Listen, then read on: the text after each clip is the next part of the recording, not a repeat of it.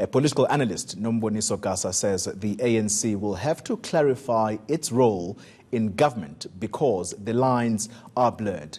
Gasa spoke to my colleague Dan Moyane a little earlier. I think that it's going to be very important for the ANC, even in this at this early stage, to actually explain to South Africans and not come here and be defensive, but to actually present itself to South Africans and take responsibility for what has transpired in the last year, in the last number of years.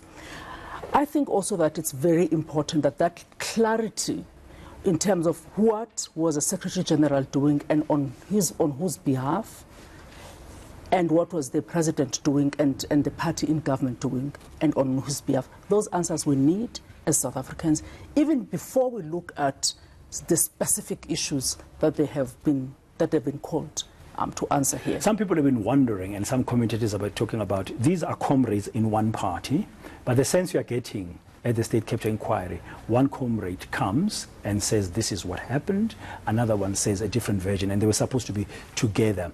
It looks like we're beginning to see from far and looking in, still early days as you said, like really this factionalization, and it's all about resources.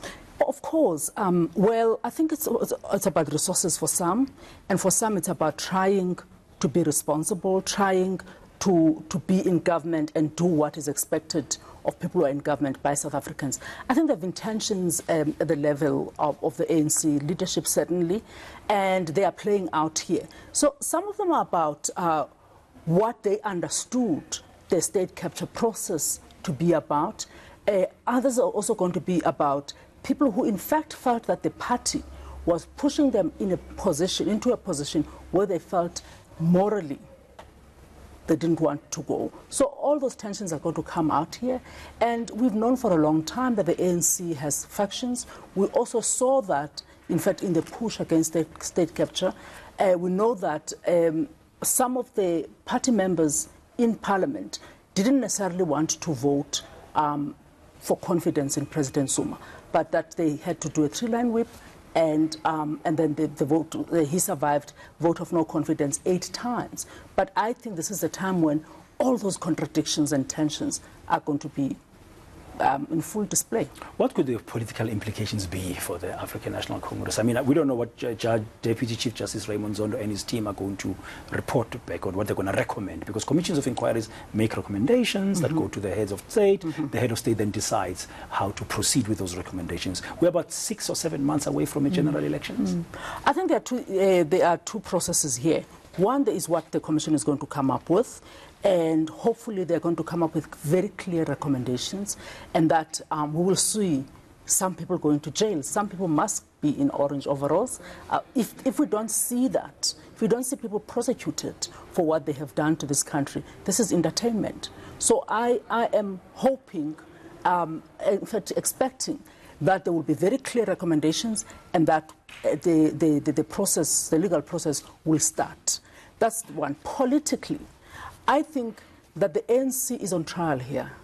Whether they like to admit it or not, whether that sounds harsh or not, the ANC is on trial here. Almost every witness comes and says the ANC did this, the ANC did that. You must understand, the president that is under scrutiny here, often in some of the testimonies, he was the president of the ANC.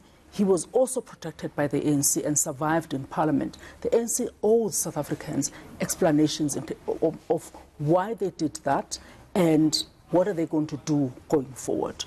Of course, this is going to be caught in the whole election process.